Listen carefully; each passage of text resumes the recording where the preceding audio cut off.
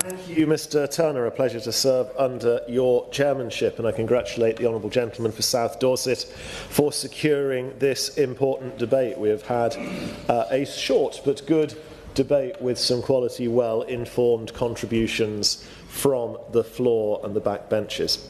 I'm pleased to speak in this debate on the contribution of whistleblowers, those men and women who, often at great personal cost, speak truth to power and expose wrongdoing that threatens the public interest.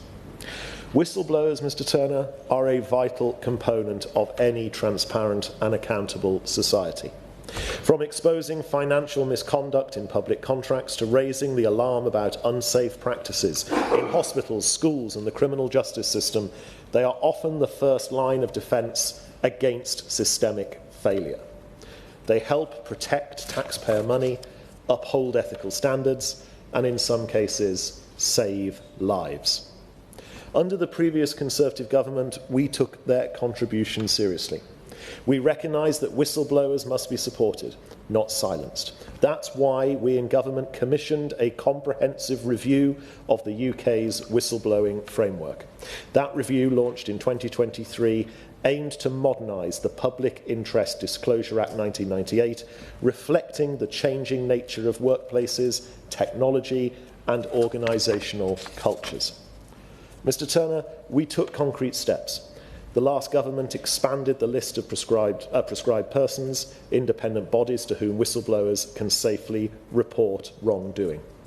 We introduced new protections for whistleblowers in health and social care, ensuring that staff who spoke up about abuse or unsafe conditions could not be victimised or dismissed.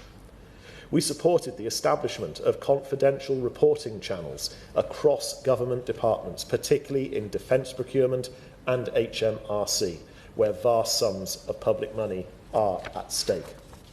We also did support the Office of the Whistleblower Bill, championed in the other place by Baroness Kramer and others, a cross-party effort which recognised that current enforcement is fragmented, and that an independent body with real teeth is essential if we are to protect whistleblowers and punish retaliation effectively. And yet, Mr Turner, I regret to say that the current government is undoing much of this progress. The Right Honourable Gentleman for giving way. My recollection of the development of the law during that time is that, in fact, the cap on unfair dismissal applied to whistleblowing, which made it much more difficult for me to get adequate compensation for my clients, particularly if they were high earning in the financial services sector. I'm grateful to the Honourable Lady for her intervention. She clearly has a great deal of experience before her election to this place as a solicitor. I am not trying to make out the case that everything is as it should be. In fact, I just said that the system clearly does need reform, but I think the last Conservative government should be proud of concrete steps that were taken during that period that I hope can be built on by the new government, but at the moment the evidence is pointing the other way. So despite warm words about transparency and ethics in public life, Labour have shown a concerning reluctance to strengthen whistleblower protections. The much anticipated response to the 2023 review has been repeatedly delayed. In the meantime, those brave enough to speak up remain exposed to career-ending retaliation, blacklisting or legal threats. Worse still, Labour has quietly watered down safeguards in some of the very sectors where whistleblowers are most needed. I point, for example, to the recent decision to roll back reforms on anonymous reporting within the National Health Service. In the name of organisational cohesion, they are silencing dissent and discouraging staff from flagging issues that could directly impact patient safety.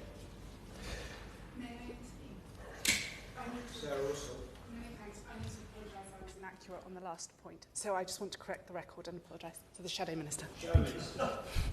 I'm grateful for the Honourable Lady's correction. Sometimes I think this House would be a far better place if everyone did correct their errors in a much more timely manner. We all make mistakes, and I think it is good when we can all stand up and admit to them. This same attitude is evident in the government's approach to transparency within the armed forces. The Conservative front bench in the other place have been pressing the government to include a whistleblowing function into the Armed Forces Commissioner Bill. Noble Baroness Goldie's amendments would give armed forces personnel the ability to raise a whistleblowing complaint to the Commissioner, with the Commissioner required to investigate and ensure complete anonymity. The government has repeatedly opposed adding a whistleblowing function to the Armed Forces Commissioner Bill. Labour peers and MPs voted against the Noble Baroness Goldie's amendments 3 times to date, arguing they were unnecessary. The government have claimed these amendments could make it less likely for someone to come forward purely by including the terms whistleblower and whistleblowing. Yet such language is already widely used in such schemes. The NHS has a whistleblowing scheme known as the Freedom to Speak Up policy, which directly uses the term whistleblowing. The Children's Commissioner issues an annual whistleblowing report. To say, therefore, that the term would discourage people from raising issues is a fallacy and is not consistent with government policy. If Labour was serious about this, they would have backed our amendment that would have allowed whistleblowers to come forward to the Commissioner. We've also seen worrying reports that Labour's planned overhaul of procurement oversight may remove mandatory reporting requirements that previously flagged up fraud or conflicts of interest, often brought to light by whistleblowers working inside those systems. This is not the direction we should be travelling in.